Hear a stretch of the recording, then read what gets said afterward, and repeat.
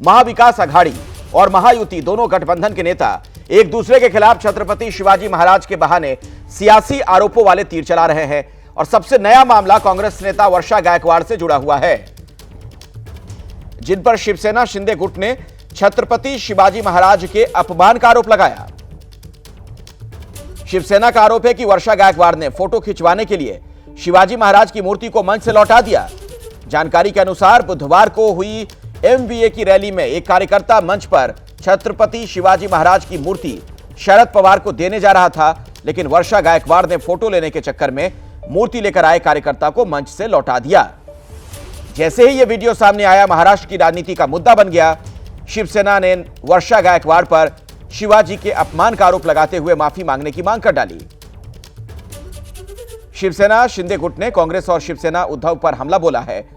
कहा कि इस मसले पर इन दलों ने चुप्पी क्यों साध रखी है, दोनों कुछ बोल क्यों नहीं रहे। कांग्रेस की खासदार वर्षा गायकवाड़, इन्होंने छत्रपति शिवाजी महाराज का सरासर अपमान किया है। वहां पर शरद पवार जी मौजूद थे और एक कार्यकर्ता छत्रपति शिवाजी महाराज की प्रतिमा लेकर आ रहा था और शायद वो शरद पवार जी को देने वाले थे, मगर यहां वर्षा गायकवाड़ को अपनी तस्वीर खींचवानी थी और इसीलिए छत्रपति शिवाजी महाराज की मूर्ति को लौटा दिया गया। वहां पर कांग्रेस के राष्ट्रीय अध्यक्ष मल्लिकार्जुन खड़गे थे। कांग्रेस की तो फितरत ही है कि छत्रपति शिवाजी महाराज का अवमान करे, और फिर एक बार यही हुआ है और वर्षा गायकवाड़ को इस बात की माफी मांगनी पड़ेगी। छत्रपति शिवाजी महाराज लगातार महाराष्ट्र की चुनावी राजनीति का केंद्र बने हुए हैं। एक दिन पहले शिवसेना उद्धव गुट के सांसद संजय राउत ने शिवाजी महाराज के बहाने डिप्टी सीएम देवेंद्र फडणवीस पर आरोप लगाया था। उन्होंने कहा था कि देवेंद्र फडणवीस छत्रपति शिवाजी महाराज के बारे में अनाप शनाप बोलते रहते हैं।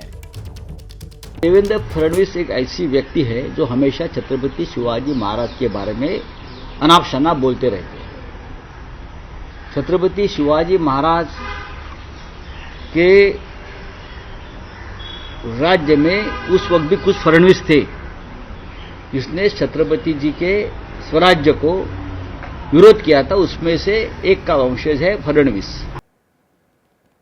महाराष्ट्र के अमरावती में प्रचार करने के लिए पहुंचे उत्तर प्रदेश के सीएम योगी आदित्यनाथ भी शिवाजी महाराज को याद करना नहीं भूले। उन्होंने कहा कि महायुति गठबंधन छत्रपति शिवाजी महाराज के आदर्शों पर चल रहा है।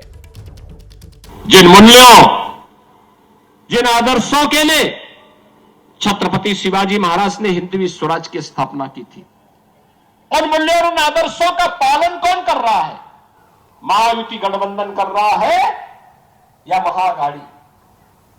और अगर आप देखेंगे तो छत्रपति शिवाजी महाराज के मूल्यों और आदर्शों का कोई एक गठबंधन अपना आदर्श मान करके उनसे प्रेरणा प्राप्त करके कार्य कर रहा है तो वह महायुति गठबंधन है भारतीय जनता पार्टी के नेतृत्व का।